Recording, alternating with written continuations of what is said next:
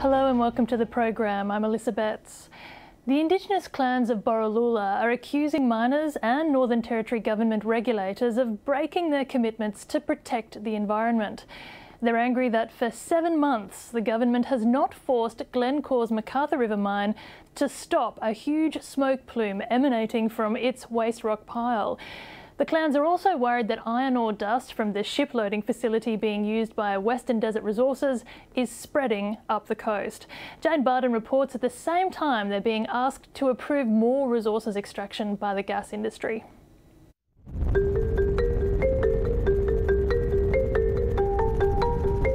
I was one of the person that was first time arguing about the mines up there to try and stop them to do an open pit and diversion of the river.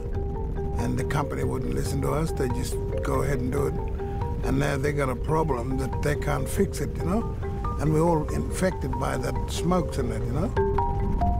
On the Gulf of Carpentaria, 900 kilometres southeast of Darwin, the 4 Indigenous clans who live around Borroloola have been trying to come to terms with the McArthur River zinc mine for 20 years.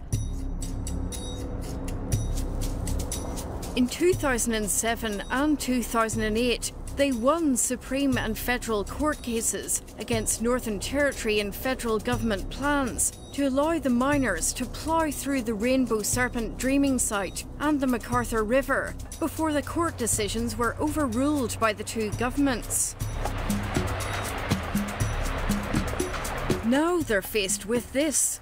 Smoke plumes belching from the mine's waste rock pile, where pyrite iron sulfide is spontaneously combusting. I'm really upset about it, and so the TOs from that area also, they're really worried about it, you know, and upset what's damaged to their land, you know. It hurt us. I mean, it doesn't hurt people from outside, but it hurt the Aboriginal people that from this land, you know. The Gurangi, Garawa, Yanyuwa and Mara men are outraged that the rock pile has been allowed to burn for 7 months. They're demanding the Switzerland-based mine owner Glencore or government regulators take action to stop it immediately. Our generation, our great-great-grandfathers have been fighting unbelievably for this country, you know, to keep it together. Now they come and destroy this country. Why do they want to come and destroy this country when they can't even fix it? What I'm worried about, because I got a family who works there in my area. They're doing a shift, week off and week on, you know, and they don't know nothing about it, you know, this smoke. Do they have to wear breathing gear or anything? No, or? I don't think so. They don't tell them nothing. They don't tell them to wear it on. They just go and do a bit of house cleaning. Yeah, they work outside in the lawn, cutting grass, even taking some stuff to the rubbish dump. They don't wear anything. The McArthur River mine, which is in the middle of a major expansion, invited 7:30 NT on site. The mine says the rock pile began spontaneously combusting in December when it started placing pyrite iron sulfide, which it had rarely encountered before, into the top layers. When the volatile mineral met oxygen, while covered over by other rocks, it started igniting in oven-like conditions.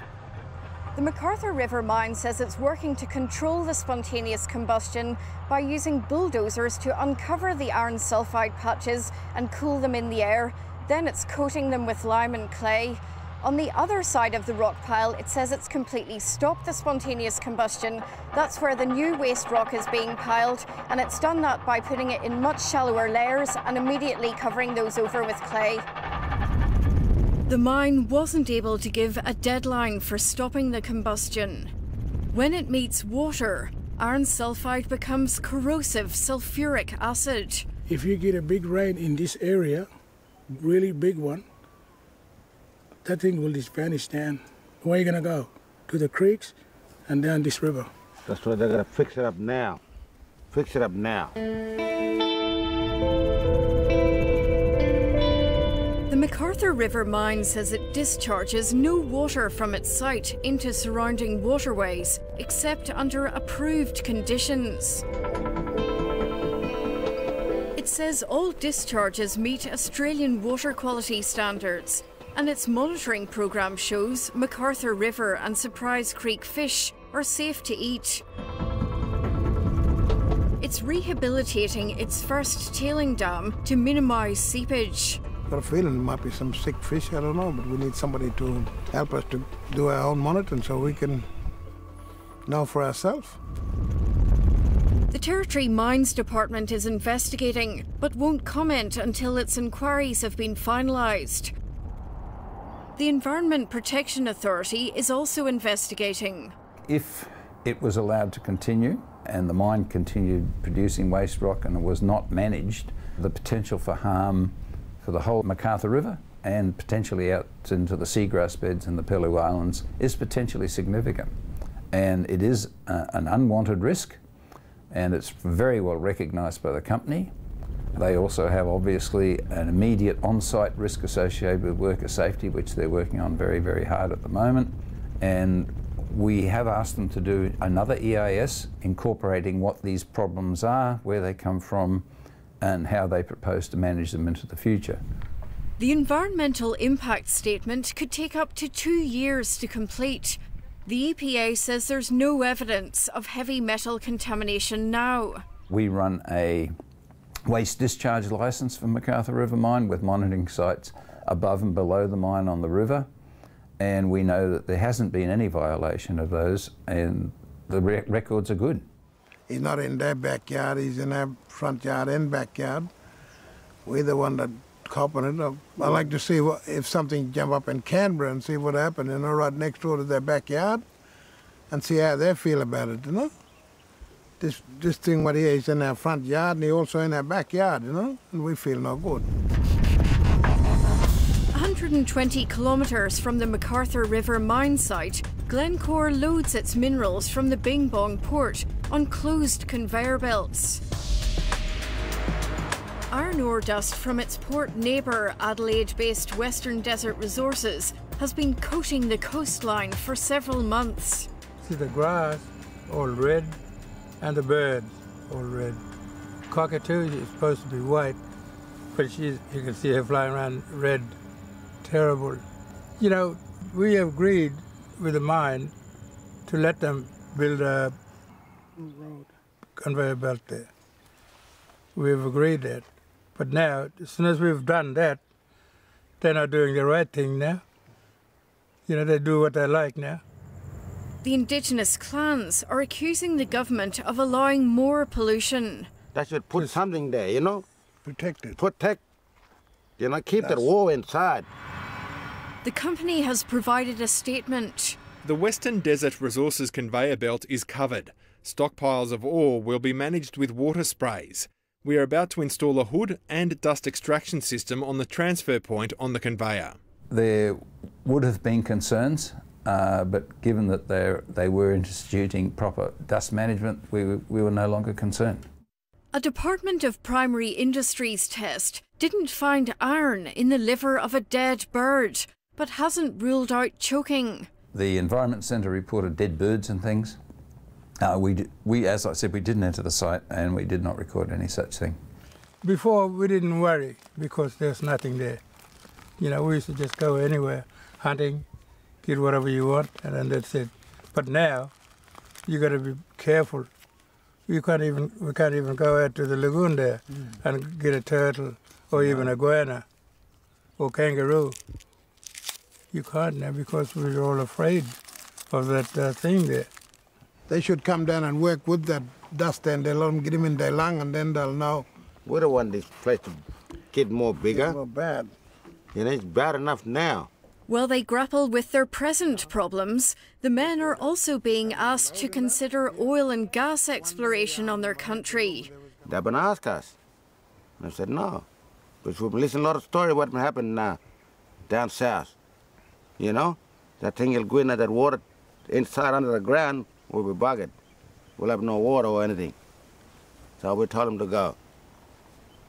But the native title can't do that. they have to negotiate. Okay, like I said, early part on, you can see that like big dozer or something come knocking down trees and that. They're like a white ants to me. That's how I feel it comes in. And The most recent in a series of paintings, which Jack Green has exhibited in Sydney and Canberra, depicts the view that for years mining companies and governments have been using divide and rule tactics to white ant their way into the clans to get agreement for projects. You gotta feed the other people, like Jackie said, they drag them away, they talk to them, they sweet talk to them, they give them money, they give them Marika, they want to do this and do that, and they go ahead and do it. Now, when it comes to a problem like that, we, as a 4-clan group, we're going to stand up and talk to sort this issue out because of people going in there without coming talking to us. Representative. Near their Sandridge outstation on the bank of the McArthur River, Gadrian Hoosen and his mum Nancy McDinney from the Mumbalea clan sing about the importance of the Crow Chicken Hawk dreaming site at Black Rock. Long time ago, our ancestor was the crow and the chicken hawk was fighting. But the crow was sitting over there at Borroloola. We call that country name Borroloola, but it's really a country. This is where that crow was sitting there first. But he was sitting in the wrong place. So they was fighting over this country. And the chicken hawk came and told him, hey, you're sitting on my country. He talked in Yanyuwa. The family have become increasingly concerned about oil and gas exploration planned for their region. And we said, no, we're not interested in signing any of this piece of paper because we care for our land. We care for our land, for our children, future, he came and for our people to hunt on. Money is just rubbish. The family think another member of their clan has agreed to allow gas exploration nearby. We need to protect all of our dreaming site. The main thing, we need to take care of the country, and we're not only fighting for it for ourselves. We want to take care of the country for everybody, the whole family, the whole clan group. The family are also worried about a small pipeline that is to supply water to a new sea ranger station across the river. Like Jack Green, they feel questions about mining are dividing all of the clans. They're making clan group fighting because that money make everybody fight. But like us from where we live out in the bush, we don't worry about the money, we just love the land and we fight for the land. The mining company, the government can fund the mining company, big money to come right here and destroy our country, but they won't give that money to fix it. You know, before we get started with this mining meeting. On Wednesday, the McDinney family went to a Northern Land Council meeting to try to find out more about oil and gas exploration, along with other Borroloola traditional owners who also wanted to raise mining issues. the company coming in, dragging another person aside. Concerns about the McArthur River mine kept surfacing. It's because we've got sacred sites on that land there, where they didn't even, even think that, it's gonna cause, heartache and frustration and anger, from us mob, the traditional owners and Jungai people for that country. We don't want it to put the money out. 7:30 was allowed to attend the first session before gas explorer Armour Energy gave a presentation. So those of you that don't know, like Sean. The Northern Land Council's local representative told us the ranger station water pipe would only be a small poly pipe that will not go beside the Crow Dreaming. Me myself, I'm not pro-mining, I'm not anti-mining, I'm sort of on the fence, but I'm pro-country. I believe we've got to look after our land, so... Daniel Mulholland added that seismic oil and gas exploration near Nancy McDinney's land is only planned along the public road beside their country.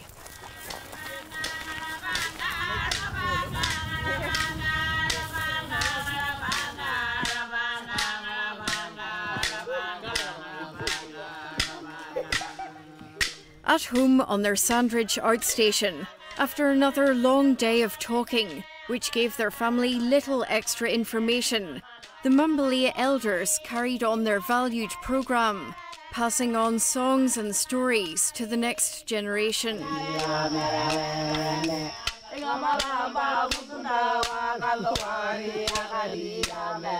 Behind the pride in their culture lurks the growing fear that they won't be able to pass on the land they love in the pristine condition in which it was bestowed on them.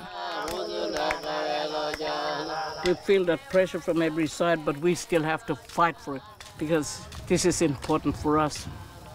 Our song, our culture, it's all come from the land.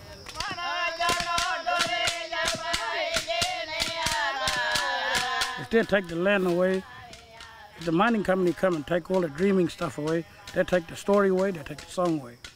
And we won't exist anymore.